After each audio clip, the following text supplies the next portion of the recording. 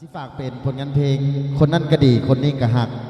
ดิเศษฝากกดไลค์กดแชร์กดติดตามเนาะให้ทางทีมงานสิได้ลงคลิปใหม่ๆให้ทาง FC รับชมกันเรื่อยๆเนาะคนนั้นก็ดีคนนี้ก็หักมอบให้กันแล้วกันเด้อ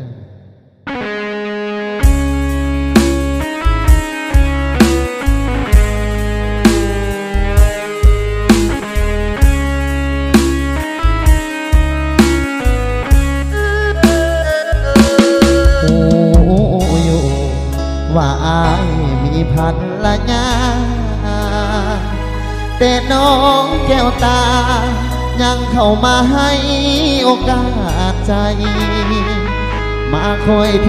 คแคร์คอยดูแลให้คุ้มห่วงใยจนมากหัวใจแตกสลายลงในพริบตาคนหนึ่งก็เป็นดังสางเท่าหลัง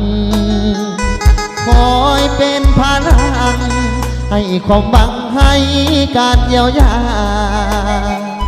เป็นแม่ของลูกนั่นก็คือสีพันละยาส่วนน้องแก้วตาถือได้ว่าสุภาพสตรีคนนั้นก็ดีส่วนคนนี้ก็ห่างอายตัดสินใจลำบากบ่อยากจากน้องทั้งสองคนเมียก็แสนดีเป็นที่ปรึกษาในยามยากจนส่วนน้องหน้ามน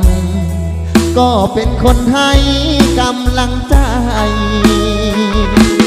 โอ้ยว่าอายมีพันละยาต้องแก้ปัญหาด้วยการแยกทางห่างไกลประเพณีลาวบ่ให้มีเมียน้อยเมียใหญ่แต่ส่วนลึกๆในใจขออยากเก็บไว้หมดทั้งสองคน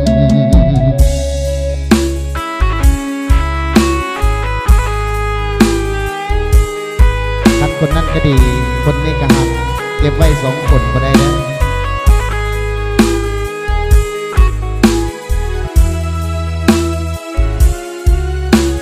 ทิศหินของประเทศนี้ต้องเอาไว้แต่ผู้เดียว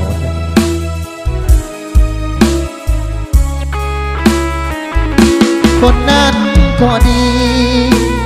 ส่วนคนนี้ก็ห่างอายตัดสินใจลำบากบ่อยากจากน้องทั้งสองคนเมียก็แสนดีเป็นที่ปรึกษาในยามยากจนส่วนน้องหน้ามนก็เป็นคนให้กำลังใจโอ้ยว่าอายมีพันละยาต้องแก้ปัญหาด้วยการแยกทางห่างไกลประเพณีลาวบ่ให้มีเมียน้อยเมียใหญ่แต่ส่วนลึกๆในใจขออยากเก็บไว้หมดทั้งสอง